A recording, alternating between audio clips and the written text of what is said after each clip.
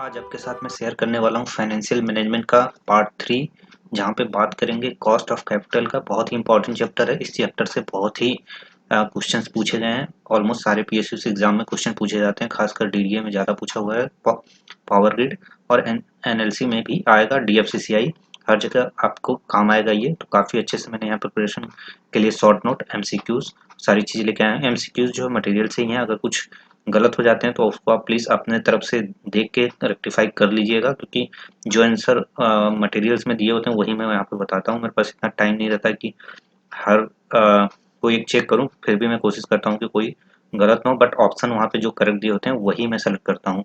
तो आपको ये सब अगर पीडीएफ में चाहिए तो आप मेरा टेलीग्राम का चैनल पीकेसी नाउ जरूर ज्वाइन कर लीजिए, वहाँ पे मैं शेयर कर दूंगा। तो आइए स्टार्ट करते हैं। बाकी जो डिस्क्रिप्शन बॉक्स में प्रिपरेशन से रिलेटेड वीडियो सारा मिल जाएगा। तो यहाँ पे बात करेंगे सबसे पहले ओवरव्यू का। तो कॉस्ट ऑफ कैपिटल आप यहाँ पे देख सकते हैं। कॉस्ट ऑफ कैपिटल के इस चैप्टर में क्या क्या कवर करेंगे हम: cost of debt, cost of preference share, cost of equity and cost of retained earning, then combination of cost and weightage of each source of capital.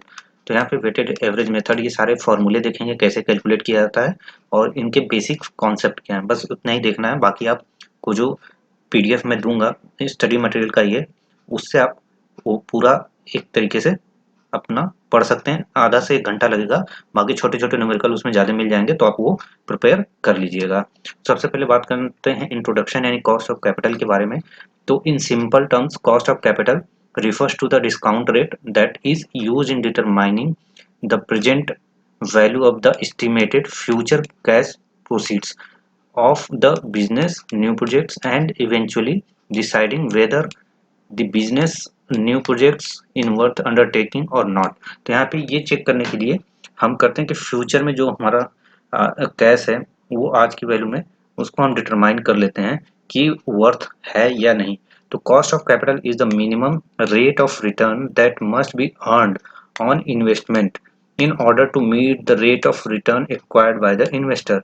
Second, अगर यहाँ पे और बात करें तो it is also the minimum rate, इसे minimum rate भी कह सकते हैं अदर वर्ड में, of a return that a firm must earn on its investment, which will maintain the market value of share at its current level। उसके बाद बात करें पॉइंट नंबर नेक्स्ट की, it can also be stated as the opportunity cost of an investment. तो अगर option में आपको आता है कि कॉस्ट ऑफ कैपिटल को और किस नाम से जानते हैं, तो यहाँ पर opportunity cost of an investment भी बोल सकते हैं। उसके बाद cost of capital also known, किस किस नाम से जाना जाता है cost of capital: cut off rate, hurdle rate, minimum rate of return. तो इस नामों से भी इसको हम जानते हैं। उसके बाद बात करें, it is used as a benchmark for, किसकी है, policy of a firm and budgeting decision. So capital budgeting decision और फ्रेमिंग डेप्ट पॉलिसी फॉर ए फर्म। तो फर्म की जो हम फ्रेमवर्क करते हैं, डेप्ट पॉलिसी, ये सारी चीजें, उसमें भी ये काफी हेल्प करता है। अब बात करते हैं स्ट्रक्चर की। तो अ mix of various long term source of funds employed by a firm is called capital structure. अब इसमें क्या क्या इंक्लूड होता है तो वो देख लेंगे। There may be a 4 fundamental patterns of a capital structure as follow. यहाँ पे 4 टाइप के लॉन्ग टर्म सोर्स जो है फंड के, उसको इंक्लूड किया जाता है कैपिटल स्ट्रक्चर में। सबसे पहले है equity capital only including reserve and surplus, equity and preference share capital, equity preference share and long term debt, that is debenture, bonds and loans from financial institution etcetera, then equity and long term डेब्ट। तो ये सारी चीजें यहाँ पे cover की जाती हैं 4 पॉइंट कैपिटल स्ट्रक्चर में। तो इससे रिलेटेड भी ऑब्जेक्टिव आ जाते हैं कि कैपिटल में क्या क्या हम इंक्लूड करते हैं या शामिल करते हैं। सो नेक्स्ट बात करेंगे इम्पोर्टेंस या फिर यहाँ पे कह लें significance of cost of capital. तो क्या क्या इंपॉर्टेंस है इसके: इवेल्युएशन ऑफ इन्वेस्टमेंट ऑप्शन। तो हम कैलकुलेशन जो करते हैं, इन्वेस्टमेंट ऑप्शंस होते हैं हमारे पास, उसमें क्या क्या इसका यूज होता है, उसमें काफी इसको यूज करते हैं। The estimated benefits from available investment opportunity are converted into the present value of benefits by discounting them with the relevant cost of capital। तो हम इसको फ्यूचर के जो एस्टिमेट होते हैं उसको प्रेजेंट वैल्यू पे हम डिस्काउंट करके चेक करते हैं कि बेनिफिशियल है या नहीं। देन फाइनेंसिंग डिसीजन, यानी आपको फाइनेंस करना है कुछ भी, तो उसमें भी काफ़ी यूजफुल होता है। The when a finance manager has to choose one of the two source of finance, he can simply compare their cost and choose the source which has lower cost। तो यहाँ पे दो, अगर आपके पास ऑप्शन है तो दो ऑप्शन में से आप यहाँ पे कॉस्ट ऑफ कैपिटल निकालने के बाद सेलेक्ट कर सकते हैं कि आपको कौन सा बेनिफिशियल होगा और कौन सा नहीं। Designing and optimal credit policy, तो क्रेडिट पॉलिसी को डिजाइन करने में भी ये काफ़ी हेल्प होता है। इवेल्युएशन ऑफ फाइनेंस परफॉर्मेंस, तो cost of capital is use to evaluate the final performance of top management. So top management को देने के लिए या टॉप मैनेजमेंट इसका यूज करता है फाइनल परफॉर्मेंस में देखने के लिए कि कौन सा इन्वेस्टमेंट या कौन सा कैपिटल आपका यूजफुल है। नेक्स्ट यहाँ पे बात करेंगे कॉस्ट ऑफ कैपिटल के स्ट्रक्चर के बारे में, जो जो हमें यहाँ पे न्यूमेरिकल के पर्पज से देखना है। तो यहाँ पे कॉस्ट ऑफ कैपिटल में मेन दो होते हैं, कॉस्ट ऑफ लॉन्ग टर्म डेब्ट एंड प्रेफरेंस शेयर। तो अब इन दोनों के भी दो टाइप्स हैं, इरिडीमेबल डिवेंचर या डेब्ट, रिडीमेबल डिवेंचर और डेब्ट, then redeemable preference share capital and irredeemable preference share capital. तो इनके बारे में भी डिटेल में देखेंगे। ये एक मैंने चार्ट के थ्रू आपको दिखाया है यहाँ पे। अब बात करेंगे यहाँ पे इसके फॉर्मूले, देखिए मैंने यहाँ पे ला दिया है। तो ये फॉर्मूले आपको यूज आएंगे जब न्यूमेरिकल क्वेश्चंस आपको डीडीए में या फिर किसी पीएसयू में आएंगे, तो आपको फॉर्मूले याद होने चाहिए कि किस फॉर्मूले में। अब इरिडीमेबल डिवेंचर को हम किससे डिफाइन करते हैं, केडी से। तो केडी इक्वल टू, ये आई नहीं, आई है यानी interest upon net proceed. Net proceed जो होगा, अब यहाँ पे देखिए इंटरेस्ट में क्या होता है हमारा, टैक्स लगता है, तो टैक्स को माइनस कर देंगे, विद इन ब्रैकेट है। तो आप इससे इरिडीमेबल डेब्ट, अभी आगे चल के देखेंगे सारी चीज बताऊंगा मैं, कैलकुलेट कर सकते हैं। देन रिडीमेबल में ये फॉर्मूला हो जाएगा आई, टैक्स का बेनिफिट यहाँ पे जो टैक्स होगा उसको माइनस कर देंगे, plus residual value minus net proceed redeemable value upon n, then divided by r b plus n p divided by 2। इसी तरीके से सेम अगर कहें तो यहाँ पे इंटरेस्ट का पोर्शन आ जाता है और यहाँ पे क्या आ जाता है आपका डिविडेंड, प्रेफरेंस डिविडेंड। बाकी सारी चीजें सेम रहती हैं। उसी तरह आपका इरिडीमेबल, दोनों का केस देखेंगे यहाँ पे इरिडीमेबल, तो इंटरेस्ट अपॉन नेट प्रोसीड है, तो यहाँ पे preference dividend upon P zero. तो पी जीरो क्या है उसको चल के आगे आपको मैं बताऊंगा। तो ये फॉर्मूले आपको याद होने चाहिए इन सभी चीजें से रिलेटेड। ये बहुत इजी क्वेश्चंस आते हैं, खासकर पीएसयू एग्जाम में शॉर्ट क्वेश्चंस आते हैं जिसे आपको कैलकुलेट करना होता है। अब सबसे पहले बात करते हैं पे कॉस्ट ऑफ लॉन्ग टर्म डेब्ट या फिर डिवेंचर। टाइप्स ऑफ डिवेंचर कौन कौन से हैं, जो मैंने ऊपर दो बताए आपको, कॉस्ट ऑफ रिडीमेबल डिवेंचर। सबसे पहले इसकी बात करें, cost of debenture not redeemable during the lifetime of the company. अगर ये लाइफ टाइम नहीं होता तो इस केस में हम कैसे कैलकुलेट करेंगे, उसका ये फॉर्मूला है जो ऊपर भी मैंने बताया, interest upon net proceed with in bracket 1 minus T. अब यहाँ पे देखिए केडी जो है वो इसको डिफाइन करता है, कॉस्ट ऑफ डेब्ट after tax. I annual interest आपका जो होगा पेमेंट, उसके बाद n for net proceed of debenture और करंट मार्केट प्राइस, ये आपका हो जाएगा। और टी जो ये वाला डिनोट करता है ये आपका टैक्स है। तो यहाँ पे देखिए एन पी यानी नेट प्रोसीड आपका ये जो है वो कैसे कैलकुलेट होगा, तो net issue price minus issue expense, यानी इशू करने में जो खर्चे लगते हैं, एडमिनिस्ट्रेशन है और जो भी अदर खर्चे हैं, पोस्टल चार्जेस अगर ऐसे कुछ होते हैं तो वो माइनस कर देंगे, अगर दिया है तो, नहीं दिया है तो जो हमारा इशू प्राइस है वही हमारा नेट प्रोसीड्स बन जाएगा। अब एग्जांपल के लिए ले सकते हैं, ए लिमिटेड इशू 12 पर share irredeemable debenture, okay, debenture at rate आपका बताया है 103 ₹3। इसमें क्या है, प्रीमियम है to their par value of ₹100। Okay, the current price of this debenture 94, the company pays corporate tax यहाँ पे 35। तो आपको ये सारी चीजें दी हैं, तो 12 आपका क्या हो गया यहाँ पे, ये देखिए 12 हो गया आपका इंटरेस्ट, यहाँ पे इस वजह 12% है तो 100 प्राइस अगर इसकी वैल्यू बताई गई है तो इंटरेस्ट कितना आ जाएगा 12। नेट प्रोसीड आपको यहाँ इशू प्राइस नहीं एक्सपेंस नहीं है, तो नेट प्रोसीड आपका हो गया 94 मल्टीप्लाइड बाई 1 माइनस टैक्स आपका कितना है 35, तो 0.35। तो इसको कैलकुलेट करेंगे तो 8.830 आपका आंसर आ जाएगा। तो इस तरीके से इसको कैलकुलेट करना होगा जो भी आपका इरिडीमेबल डिवेंचर से या डेब्ट से क्वेश्चन आते हैं। अब बात करते हैं यहाँ पे कॉस्ट ऑफ रिडीमेबल डिवेंचर की। तो यहाँ पे फॉर्मूला है, जो रिडीम हो जाता है तो इंटरेस्ट माइनस टैक्स एक तरीके से कह सकते हैं, RB minus NP divided by N whole divided by क्या हो जाएगा, RB plus NP divided by 2। अब यहाँ पे देखिए ये और ये जो है ना एक तरीके से सेम है, नीचे आएगा तो प्लस डिवाइडेड बाई 2 हो जाएगा, यहाँ पे नंबर ऑफ ईयर्स हो जाएगा, N का मतलब है। तो सबके मीनिंग क्या होते हैं, I इंटरेस्ट हो गया, नेट प्रोसीड जैसे कि ऊपर मैंने बताया, R redemption value of debenture, T for tax, and for remaining life of the debenture. अब इसके एक एग्जांपल यहाँ पे देख लेते हैं, क्या एग्जांपल है। अ कंपनी इशू 10,000, 10% यहाँ पे आपका यानी इंटरेस्ट क्या हो जाएगा 10% of ₹100 each at a premium of ₹10% on 1 April 2017 to matured on 22, यानी यहाँ पे टोटल 17 5 22 साल, 5 साल हो गया आपका, 5 years। The debenture will be redeemed on maturity, on maturity, compute cost of debenture is in. अब देखिए यहाँ पे आपको अगर नहीं बताया रिडीमेबल इरिन्यूएबल तो आपको देखना होगा। अगर ईयर आ रहा है कि मेच्योरिटी पीरियड दिख रहा है आपको, तो वहां पे आपको सीधे से इसका लगा देना होगा रिडीमेबल, यानी रिडीम कर सकते हैं विद इन सम पीरियड। अगर कुछ नहीं लिखा है तो उसका मतलब रिडीमेबल वाला फॉर्मूला लगेगा। तो अब यहाँ पे देखिए इंटरेस्ट आपका कितना हो जाएगा 10% ऑफ फेस वैल्यू जो भी है आपका। उसके बाद नेट प्रोसीड क्या आ जाएगा 110%, यानी आपका यहाँ पे 10% प्रीमियम पे मेच्योर हो रहा है, तो आपका 110 हो जाएगा। एनपी रिडम्पशन वैल्यू कितना है 100, उसके बाद पीरियड कितना है 5 ईयर, एंड टैक्स है आपका 0.35 यानी 35%।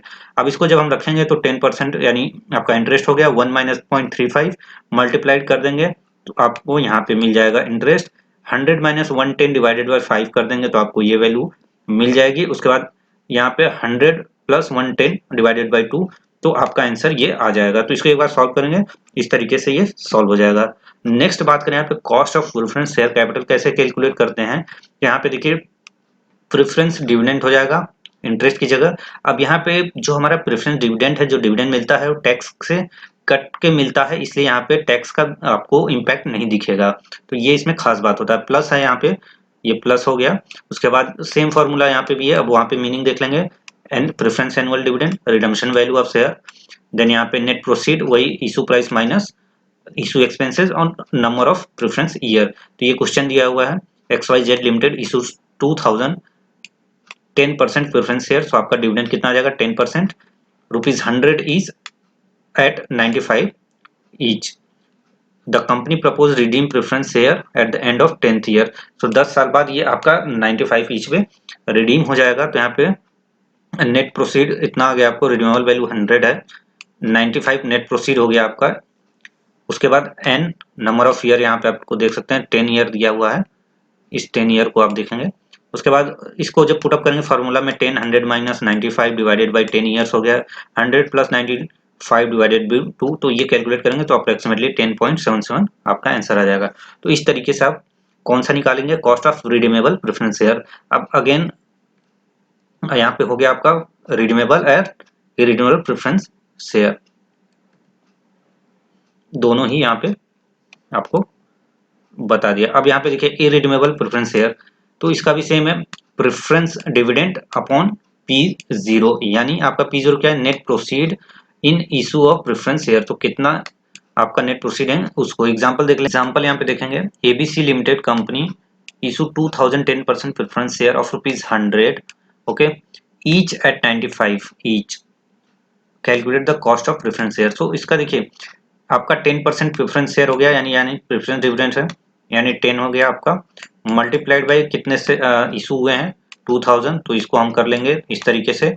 अब किस पे ये नेट प्रोसीड का कितना है, जिसपे ये जा रहा है 95 इंटू 2000, पूरा ही बेच दे रहे हैं, तो 10 यहाँ पे आ जाएगा अपॉन में 95, सो आपका आंसर आ जाएगा 10.5% आपका इरिडीमेबल प्रेफरेंस शेयर। तो काफी इजी है, आपको फॉर्मूले याद होना चाहिए, ऐसे ही क्वेश्चंस आएंगे, तो प्रैक्टिस करेंगे आपने बुक से तो इसे आप सॉल्व कर सकते हैं।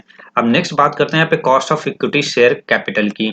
तो इक्विटी शेयर कैपिटल को कैसे कैसे कैलकुलेट किया जाता है, इस वाले टॉपिक से काफी क्वेश्चंस आते हैं। अभी तक तो ऊपर जो बताया उससे भी आते ही हैं, लेकिन ये आपका मोस्ट इंपॉर्टेंट है एक तरीके से। Cost of equity is expectation of equity share holder, it is based on performance, means the amount paid by the company to investor like interest, dividend, redemption price, etc. In case of debenture and preference share, amount of interest or dividend is fixed, but in case of equity share it is uncertain. So आपको पता है equity share में uncertain होता है, कितना मिलेगा कैसे मिलेगा, तो उसकी कैलकुलेशन यहाँ पे हम देखेंगे किस किस मेथड से हम कैलकुलेट कर पाएंगे। तो cost of equity share capital calculate करने कौन कौन सा मेथड है?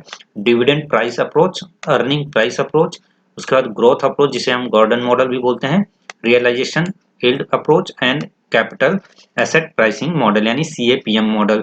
इसका यूज काफी होता है कॉस्ट ऑफ कैपिटल कैलकुलेट करने में, तो इसके बारे में देखेंगे। दिस मेथड यूज, अब इस मेथड का यूज क्यों करते हैं वो देख लेते हैं। This method is used when dividend is expected to be constant. अगर ये कांस्टेंट रहता है तो हम कौन सा यूज करते हैं? Dividend price approach.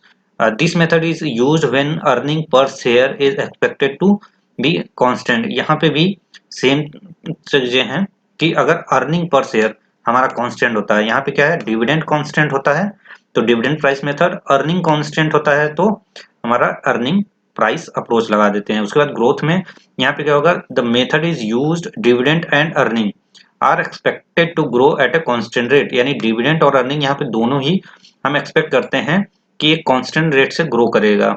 उसके बाद रियलाइज यील्ड अप्रोच क्यों लगाते हैं? This method is used when it is difficult to forecast future. तो हमें पता नहीं होता फ्यूचर में क्या होने वाला है, तो रियलाइज यील्ड अप्रोच का हम मेथड का यूज करके वहां पे कॉस्ट ऑफ कैपिटल सॉल्व करते हैं। ये सारे ट्रायल एरर की तरह ही हैं, अब तरीके से आपको कैलकुलेट करके देखना आता है। while the cost of equity or expectation of investor is dependent on risk, जब रिस्क पे डिपेंड होता है तो वहाँ पे ज्यादातर मेथड यूज होने वाला है प्राइस आपका CAPM।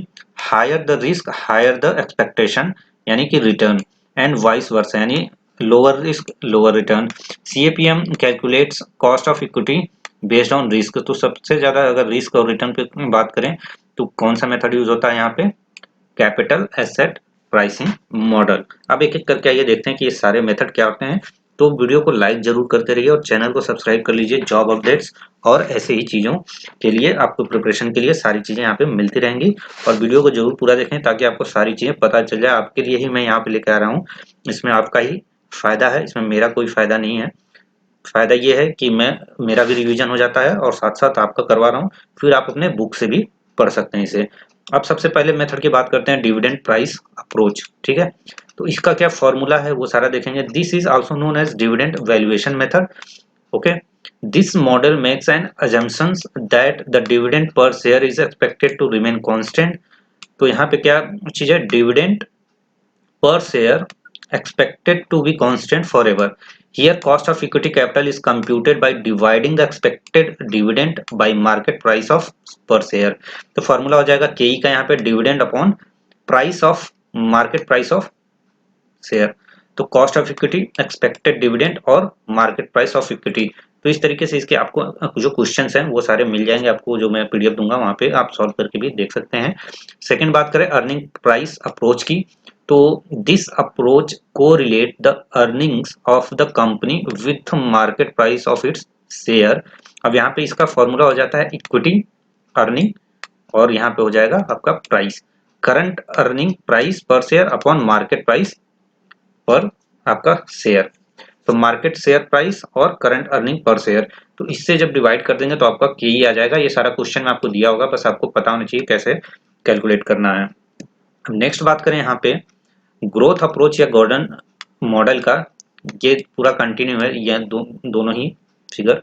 As per this approach the rate of dividend growth remains constant where earnings dividend and equity share price all grow at the same rate. क्या क्या ग्रो करेगा? Where earnings and dividend and equity share price will grow. और okay, so इसका formula क्या हो जाता है? D1 यानी आपका यहाँ पे D प्लस ग्रोथ हो जाएगा डिवाइडेड बाई P0 यानी प्राइस आपका जो कांस्टेंट है, उसके बाद यहाँ पे ग्रोथ कितने परसेंट से ग्रो कर रहा है। तो D1 देखिए D0 प्लस 1 प्लस ग्रोथ यानी आपके प्राइस में कितनी ग्रोथ हुई, नेक्स्ट एक्सपेक्टेड डिविडेंड कितना हो जाएगा, करंट मार्केट प्राइस। आप जो P0 है करंट मार्केट प्राइस पर शेयर क्या है उससे डिवाइड कर देंगे, constant growth rate of dividend In case of newly issued equity share where flotation cost is incurred, the cost of equity share with estimation constant dividend growth is calculated as वो। अगर आपका flotation cost है यानी कोई खर्चा लगता है यहाँ पे 3% 2%, तो आपका जो P0 है ना उसमें से आप फ्लोटेशन कॉस्ट को माइनस कर देंगे। माइनस कैसे करेंगे, मान लीजिए 3% दिया है या प्राइस में दिया है तो 3% दिया है, 1 माइनस 0.3 कर देंगे, उसको मल्टीप्लाई कर देंगे तो यहाँ पे आपका P0 आ जाएगा। ठीक है, और ये बाकी सब सेम रहेगा, बस यहाँ पे फ्लोटेशन कॉस्ट का इम्पैक्ट आ जाएगा अगर क्वेश्चन में दिया हुआ है तो। उसके बाद नेक्स्ट बात करें एस्टिमेशन बेस पे ग्रोथ रेट कैसे करेंगे। द कैलकुलेशन ऑफ जी यानी growth is an important factor in calculating cost of equity share capital. तो इसके कौन कौन से दो मेथड हैं, एक है average method, Gordon growth model. तो इसमें फॉर्मूला आपका हो जाता है करंट डिविडेंड, आपका करंट डिविडेंड निकालने का d n 1 plus g upon में एन यानी नंबर ऑफ पीरियड। तो यहाँ पे करंट डिविडेंड हो जाएगा आपका D0 और dividend in an year ago यानी कितना था DN से। तो ये इसमें फॉर्मूला है यानी ग्रोथ यहाँ पे जी मिल जाएगा आपको, सब कुछ क्वेश्चन में ही होगा तो आप कैलकुलेट कर लेंगे। ग्रोथ रेट इस वाले क्वेश्चन से ना ज्यादा आता है, आपको इसको ध्यान रखना है, ये वाला जो होता है फॉर्मूला ये, तो इसका ध्यान रखिएगा, इस पे आपको क्वेश्चंस आए हुए हैं। उसके बाद ग्रोथ रेट है √D0 अपॉन DN-1। उसके बाद यहाँ पे बात करें गॉर्डन ग्रोथ का, it attempts to derive a future growth rate, so be multiplied by R. अब यहाँ पे बी क्या होता है, ग्रोथ रेट निकालने का rate of return on fund invested, और बी अर्निंग रिटेंशन रेट या फिर rate proportion of earning available to equity share which is not distributed as dividend. So आपको सबसे ज्यादा ध्यान रखने वाले अगर मैं बात करूं यहाँ पे, तो आपको कौन सा ध्यान रखना है, इस वाले मेथड को सबसे ज्यादा आपको ध्यान रखना है, ये वाले से क्वेश्चन ज्यादातर आते हैं बनाने के लिए। अब नेक्स्ट बात करें है रियलाइज्ड यील्ड अप्रोच का, तो ये सारे से क्वेश्चन उतने नहीं आते हैं। It has unrealistic assumptions like risk faced by the company remain same, the shareholders continue to accept the same rate of return, and the reinvestment opportunity cost of the shareholder is same as the realized yield. If the earnings do not remain stable, this method is not practical. अगर ये same नहीं रहता है तो ये method applicable नहीं हो पाएगा। जैसे कि ऊपर ही मैंने जब इसका चार्ट दिखाया था वहीं पे सारा बता दिया था मीनिंग, तो सबका मीनिंग वहां बता दिया है, बाकी फॉर्मूले जिसमें है वो सारे मैं यहाँ पे बता रहा हूँ। अब सबसे इस मेथड की यूज होने के बाद ये जो है सबसे ज्यादा यूज होने वाला मेथड ये है जिसका क्वेश्चन आपको सॉल्व करने के लिए आता है, जिससे आप इस मॉडल से CAPM मॉडल से क्वेश्चन सॉल्व कर सकते हैं। CAPM model describe the return risk return trade off for securities, it describe the linear relationship between risk and return of for security. तो अगर risk and return relationship between आता है और आपके पास CAPM मॉडल ऑप्शन होता है question में objective type में, तो आप वहां पे जरूर टिक करिएगा। ये रिलेशनशिप किसको दिखाता है, पहला रिस्क का एंड रिटर्न का। The risk to which a security is exposed can be classified into two groups. पहला है जो सिस्टम अनसिस्टमैटिक रिस्क एंड दूसरा होता है systematic risk. The risk is related with the company performance. These types of risk can be reduced or eliminated by the diversification of the security portfolio. This is also known diversification risk. So unsystematic risk को हम और भी क्या बोलते हैं, डाइवर्सिफिएबल risk, जो कि company के जो रिस्क होता है, दो सपोज दो सिक्योरिटी हम ले लिए हैं तो उसको हम डाइवर्सिफाई कर सकते हैं रिस्क। देन यहाँ पे सिस्टमैटिक रिस्क होता है, this type of risk can not be eliminated by diversification, hence it is non diversification diversifiable. The example are inflation, government policy, interest rate. तो ये क्या था, सिस्टमैटिक रिस्क है जिसे हम डाइवर्सिफाई नहीं कर सकते, कि गवर्नमेंट पॉलिसी चेंज हो जाती है तो हम उसको कुछ नहीं फॉलो ही करना पड़ेगा आपको, इन्फ्लेशन, इंटरेस्ट रेट एक्सेट्रा जो भी है। अब बात करते हैं the non diversible risk are the across the terms beta coefficient through fitting regression equation between returns of a security and the return of the market portfolio. किस पे depend करता है, बीटा पे, आपका चेंजेस के होने पे, उसके बाद रिस्क फ्री रिटर्न पे, मार्केट रिटर्न पे, ये सारे पे डिपेंड करता है। अब इसका जो फॉर्मूला आता है ना बहुत ही यूजफुल होता है। Cost of equity under CAPM model में हम कैसे कैलकुलेट करते हैं, कॉस्ट ऑफ इक्विटी का फॉर्मूला यहाँ पे बताया गया है RF, इसका मतलब होता है रिस्क फ्री रिटर्न, बीटा, और ये होता है रिस्क प्रीमियम एक तरीके से। तो रिस्क प्रीमियम को हम कैसे कैलकुलेट करते हैं, risk market risk minus risk free return, ये वाला यहाँ पे हम माइनस कर देंगे तो रिस्क प्रीमियम आ जाता है। तो यहाँ पे देख सकते हैं cost of equity capital, risk free rate return, beta of coefficient, rate of return on market portfolio, market risk premium, इसको हम बोलते हैं। Therefore required rate of return equal to risk free rate plus risk premium, यानी इस दोनों को plus कर देंगे तो रिक्वायर्ड रेट ऑफ रिटर्न आ जाता है हमारे पास। Under the CAPM is used to calculate the cost of equity even when the firm is suffering loss. तो यहाँ पे हम कैलकुलेट कर सकते हैं अगर वो फर्म्स लॉस में भी चल रही है तो भी। अब इसका एग्जांपल देखिए, इस फॉर्मूले को यूज जो करना है, क्वेश्चन कैसे आएंगे। Calculate the cost of equity capital of H limited whose risk free rate return, यहाँ पे आपको 10% दिया गया है RF, बीटा आपको यहाँ पे बता दिया गया है 1.7, यानी आपको RF भी मिल गया, बीटा भी मिल गया। The return of market portfolio equal to 15%। तो काफी इजी है, आपको सिर्फ इसी तरह क्वेश्चंस आएंगे। DDA हो गया आपका, कोई भी PSU एग्जाम्स हो गया, सब में इसी तरीके से आएंगे। जैसे RF, ये फॉर्मूला आपको याद है, इसमें रख दीजिए 0.10 यानी 10% हो गया, प्लस आपका जो फॉर्मूला है बीटा यहाँ पे हमने रख दिया, जो बीटा यहाँ पे दिया हुआ है 1.75। उसके बाद यहाँ पे 15 माइनस 10 कर देंगे, इसको जब सॉल्व करेंगे तो 18.75% आपका आंसर आ जाएगा। मल्टीप्लाइड बाई लास्ट में 100 कर देंगे, उससे कोई फर्क नहीं पड़ता। कॉस्ट ऑफ रिटेन्ड अर्निंग, अब इसको हम बात करेंगे। It is the opportunity cost of dividends foregone by the shareholder. The cost of retained earning is often used interchangeably with the cost of equity, as cost of retained earning is nothing but the expected return of the shareholders from the investment is share of the company. अब इसमें कौन कौन से फार्मूले use होते हैं, dividend price method, ये वाला, अर्निंग प्राइस मेथड और ग्रोथ मेथड, ये तीनों फार्मूला याद रखिएगा। KR, हम अर्निंग रिटेन्ड अर्निंग को किससे दिखाते हैं, KR से, KE से हम दिखाते हैं इक्विटी कॉस्ट ऑफ कैपिटल को, KD से डिवेंचर और KP से प्रेफरेंस शेयर कैपिटल। तो EPS अगर अर्निंग प्राइस मेथड से करना है तो EPS upon market price, then यहाँ पे डिविडेंड प्लस मार्केट प्राइस, उसके बाद यहाँ पे ये हो गया KR D1 upon P0 plus G, जो ऊपर फॉर्मूला बताया गया था ग्रोथ मेथड से। तो ग्रोथ मेथड से, EPS से और डिविडेंड से, इस तीनों मेथड से हम इसको कैलकुलेट कर सकते हैं। अब यहाँ पे एक एग्जांपल देख लेते हैं इसका। Cost of equity of A company is 20%, rate flotation cost यहाँ पे 5% है, the rate of personal income tax यहाँ पे 30%, कैलकुलेट द अर्निंग। अब देखिए यहाँ पे क्या बताया है, इक्विटी शेयर का यहाँ पे बताया है कंपनी का 20% है, तो के इक्वल टू यहाँ पे कैलकुलेट करके 1 माइनस TP, यानी आपका ये जो है फ्लोटेशन टैक्स, पर्सनल टैक्स है यहाँ पे, देन उसके बाद ये कैलकुलेट किया हुआ है 1 माइनस F, तो 1 माइनस 0.5 फ्लोटेशन कॉस्ट है, और टैक्स का यहाँ पे बेनिफिट माइनस कर दिया गया है। कंपनी का ये डिविडेंड है, देख सकते हैं यहाँ पे, इसलिए पर्सन में डिविडेंड नहीं करते हैं, लेकिन यहाँ पे कंपनी का rate of personal income tax 30% है, उसको कैलकुलेट करने के लिए यहाँ माइनस कर दिया गया है। सो आपका आंसर आपका 13.3% हो गया।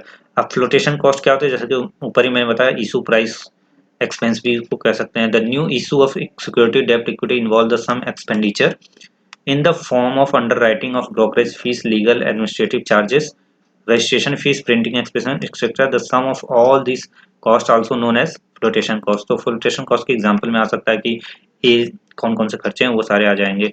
उसके बाद flotation cost is adjusted to arrive a net proceed, calculation of cost of capital, जैसे कि ऊपर मैंने बताया था।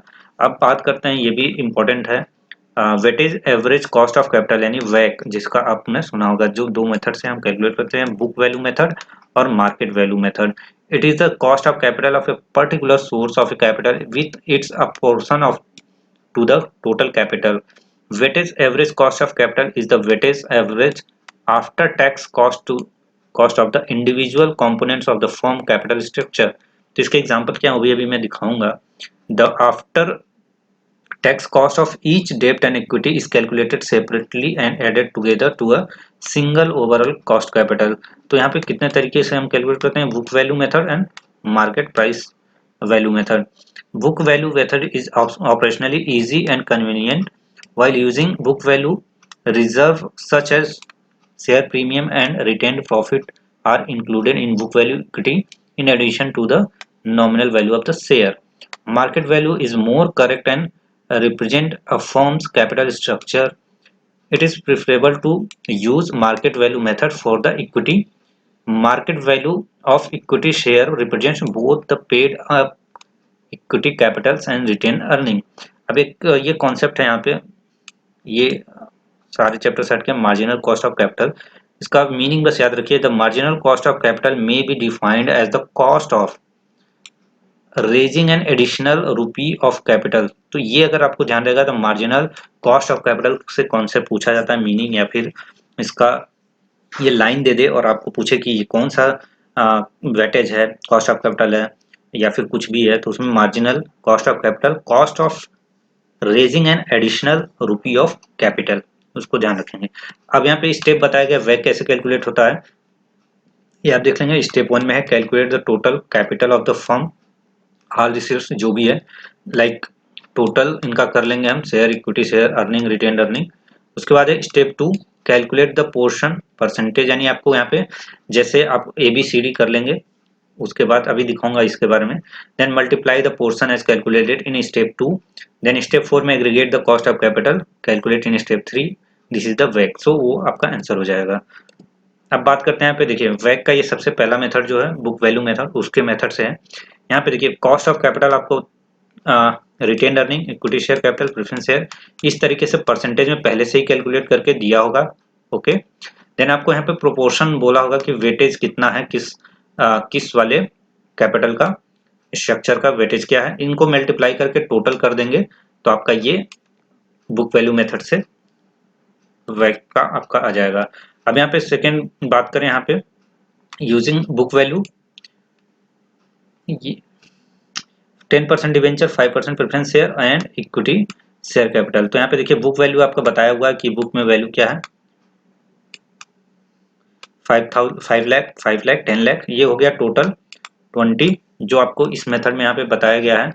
अगर यहाँ पे देखेंगे तो सबसे पहला मेथड है कि इन सब का टोटल करना है, देन प्रोपोर्शन निकालना है, टोटल से जो पर इंडिविजुअल है उसको डिवाइड कर देंगे तो आपका आ जाएगा। जैसे यहाँ पे देख सकते हैं टोटल आपका ये हो गया, अब इसको डिवाइड कर देंगे 5 इसमें तो आपका 25%, 25%, 50%, टोटल 1 आपका 100% अप्रोक्सीमेटली आ गया। अब after tax cost of capital कितना होगा, तो अगर टैक्स क्वेश्चन में दिया है वहाँ पे बताया होगा आपको, अगर नहीं दिया है तो ये छोड़ देंगे और आपका यहाँ पे वैक आ जाएगा A मल्टीप्लाइड B। तो A मल्टीप्लाई कर देंगे हम B को, तो ये टोटल आपका आंसर आ जाएगा, यानी 7.69। अब यहाँ पे मार्केट वैल्यू, ये बुक वैल्यू हो गया, ये मार्केट वैल्यू, ये सिंपल मेथड था। अब यहाँ पे मार्केट वैल्यू भी सेम आपको देख सकते हैं, यहाँ पे प्रोपोर्शन आपको बताया हुआ है कि मार्केट में वैल्यू उसके हिसाब से डिवेंचर कितना है, एक 105, 110 और यहाँ 24। तो इस तरीके से यहाँ भी टोटल किया हमने, इसका प्रोपोर्शन निकाला इस वाले चीज में, और यहाँ पे आपका after tax cost of capital जो है वो दिया हुआ है। उसके बाद आप मल्टीप्लाई किसको कर देंगे, A एंड B को, तो आपका 0.085 यानी 8.5% आपका आंसर आ जाएगा। तो इस तरीके से वैक मेथड का हम यूज करते हैं। और ये अगर क्वेश्चन उससे भी दिया है, आप जैसे CA CMA की जब प्रिपरेशन करते हैं तो वहाँ पे आपको हो सकता है ये सारे निकालने के बाद, ये सारे retain earning, cost of capital, ये इंडिविजुअली निकालने के बाद आपको बोला जाए कि बुक वैल्यू और मार्केट वैल्यू से आप निकालिए, तो आप निकाल सकते हैं सारे। अब बात करते हैं MCQs की, तो अभी तक अगर बने हैं तो अच्छी बात है। कुछ अगर क्वेश्चन यहाँ पे गलत हो तो प्लीज आप कमेंट बॉक्स में लिखिएगा, फिर मैं उसे सबटाइटल जो होगा उसमें ऐड कर दूंगा जो करेक्ट आंसर होगा, क्योंकि बुक्स में बहुत सारी गलती आंसर दिए हुए हैं, जैसा कि मैंने 3-4 वीडियो में डाला, सब लोग बता रहे हैं। तो करेक्ट आंसर जो अगर आपको लगता है कोई कि मैंने जो इसमें टिक किया वो गलत है, क्योंकि मैंने जो बुक है इंस्टीट्यूट्स की वहाँ से कॉपी किया है, तो यहाँ पे आपको पता चल जाएगा। सबसे पहला है which of the following is not an assumption of the capital asset pricing model. तो कौन सा नहीं है, the capital is efficient, investor lend और borrow to risk free return, ये भी है उसमें। उसके बाद single time period, investor decision are based on single time, investor do not have the same expectation but the risk and return, ये इसमें से इनकरेक्ट आंसर है। ठीक है, नेक्स्ट हो गया रिस्क फ्री रेट, आपको यहाँ पे देखिए 5% दिया है, 10% आपको मार्केट और यहाँ पे कॉस्ट ऑफ इक्विटी दिया है। अब यहाँ पे देखिए बीटा दिया है, तो जो आपको फॉर्मूला पता ही होगा कि यहाँ पे के ई, अभी माउस से लिख रहा हूँ मैं तो थोड़ा प्रॉब्लम हो सकता है, तो देख लीजिए कैसे सॉल्व होगा।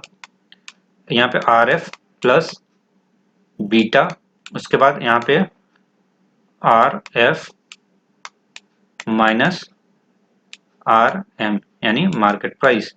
तो अब देखिए यहाँ पे क्या बोला गया है, रिस्क फ्री रेट आपका कितना है 5%। उसके बाद यहाँ पे मार्केट रिटर्न आपको दिया गया है, यानी मार्केट रिटर्न कितना है, यानी ये हो गया आपका बीटा 5 माइनस 15, मार्केट रिटर्न आपका 10 है। ओके, अब यहाँ पे देखिए मार्केट रिटर्न आपका 10 है, तो फॉर्मूला क्या था ऊपर मैं दिखाऊं अगर, तो यहाँ पे देख सकते हैं R M minus R F है। ओके, तो इसका ध्यान रखिएगा। यहाँ पे हो जाएगा 10, R M minus R F है, और यहाँ पे हो जाएगा 5। ओके, इसको हटा देता हूँ मैं, 10 माइनस 5, तो आपका ये क्या हो जाएगा, यहाँ पे जब माइनस कर देंगे तो 5 बीटा हो जाएगा। ठीक है, 5 बीटा, और यहाँ पे के ई आपका देखो कॉस्ट ऑफ कैपिटल कितना दिया है 15, तो इधर हो जाएगा 15। अब क्या करेंगे 15 माइनस 5 कर देंगे तो हमारा कितना आ जाएगा 10, और बीटा इक्वल टू कितना हो जाएगा 10 डिवाइडेड बाई 5, तो आंसर आ गया आपका 2। तो करेक्ट आंसर क्या हो गया 2। तो इस तरीके से आप इसको क्वेश्चन को सॉल्व करेंगे। अगर एक चीज पता है तो अगर उसमें कोई भी चीज दूसरा पूछा है तो उसको सॉल्व कर सकते हैं, उसमें कोई बड़ी बात नहीं है। तो आई होप ये आपको समझ में आ गया होगा कि क्वेश्चन में तो कॉस्ट ऑफ कैपिटल बोला था, बट यहाँ पे जो क्वेश्चन दे दिया था, इस क्वेश्चन में आपको पूछ लिया गया है कि आप मुझे बीटा बताइए। इस तरीके से आपको आर एफ पूछ सकता है, उसमें आपको बीटा दिया होगा, या फिर मार्केट रिटर्न पूछ सकता है, आपको सारा चीज दिया होगा, तो आपको क्वेश्चन निकाल लेना चाहिए अगर फॉर्मूला पता है तो।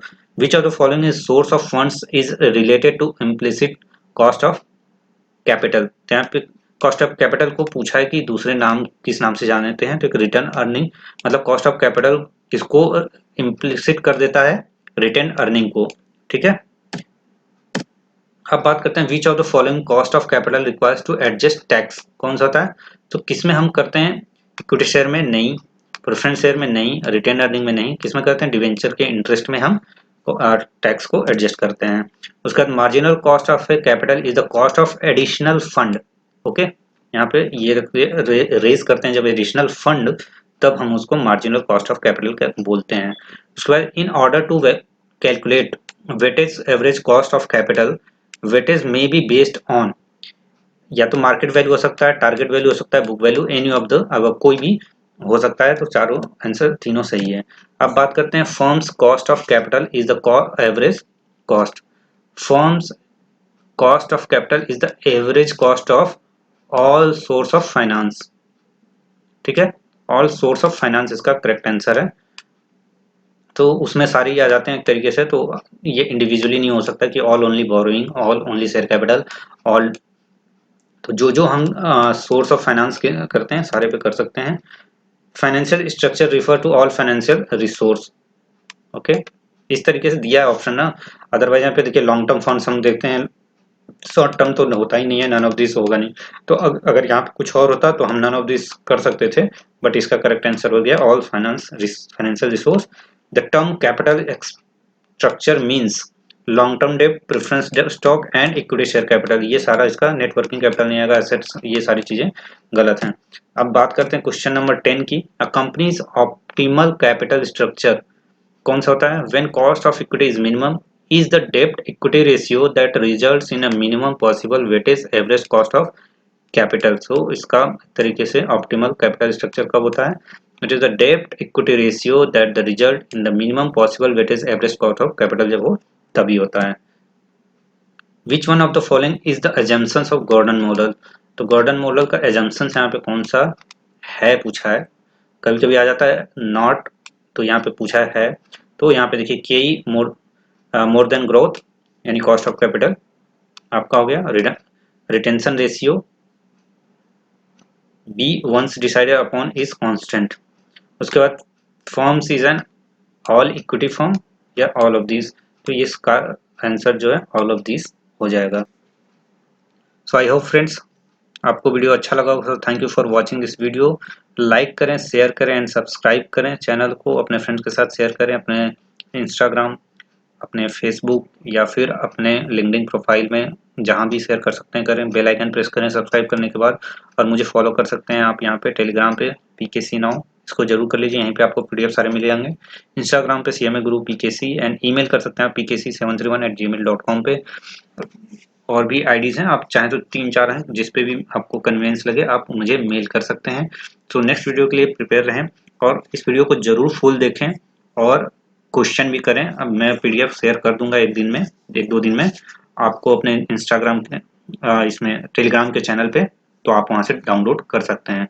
सो आई होप आपको पिछला वीडियो भी अच्छा लगा हो और ये भी आपको बहुत ही इंफॉर्मेटिव लगेगा। बहुत ही अच्छे से मैंने यहाँ पे बनाया है और उसको आप पढ़ते रहिए। बहुत ही इंपॉर्टेंट चैप्टर है कॉस्ट ऑफ कैपिटल, तो उसका पूरा एंजॉय करिए। So thank you friends for watching this video.